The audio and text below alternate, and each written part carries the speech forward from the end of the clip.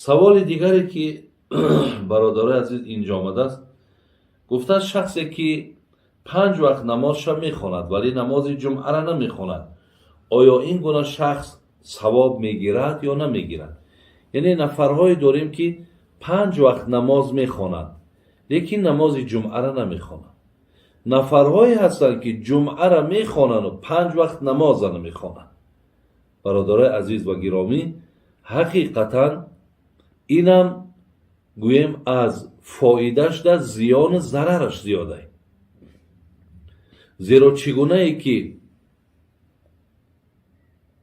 خدای مهربان در قرآن این الصلاة کانت علی المؤمنین کتابا موقوتا گفت، برای هر یک مؤمن، برای هر یک مسلمان 5 وقت نماز فرضه، در وقتش ادا کردن فرضه. همچنان الله مهربان در قرآن با سوره مخصوصی با جمعه داریم. اذا نودی للصلاة من یوم الجمعه فاسعوا الی ذکر الله و ذروا البیع. بین الله مهربان وقتی میگه ساعت جمعه آمد، همه کاروبار تا ترک کن و برو نماز جمعه تا بخوان.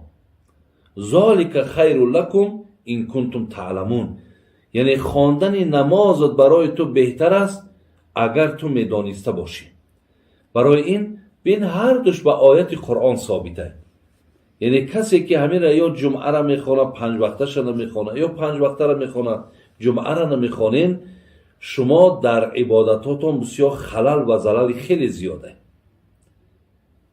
از این لحاظ کامل کننده تمام نماز ما، تمام خیر ما انمون نماز جمعه مانه.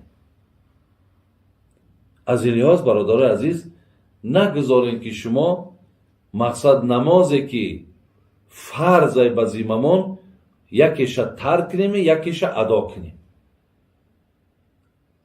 برای همین یعنی الله داناه نمازی تو قبول می شود نمی شود. وقتی که اگر انسان بینین میگه کسی 3 جمعه را اگر ترک کند در قلب او یک مهر زده می شود، یک مهر زده می شود. حتی او را در شریعت حتی برای مثال نرفتن جمعهش گناهکاری باشد با جریمه هم دارد. از این لحاظ نگذاریم برادرها که قلبهای ما و شما با نخواندن یا نماز 5 وقته یا نماز جمعه مهر زده شود. یعنی دیگر قلب وقتی که مهر زده می شود دیگر مثل که همین یک قلبی که محکمه، یعنی دیگر میل هامون، خواهش هامون، محبت هامون همه دیگر برادر عزیز گم می شود. از این لحاظ حرکت کنید که هر دوش ادا کرده شود.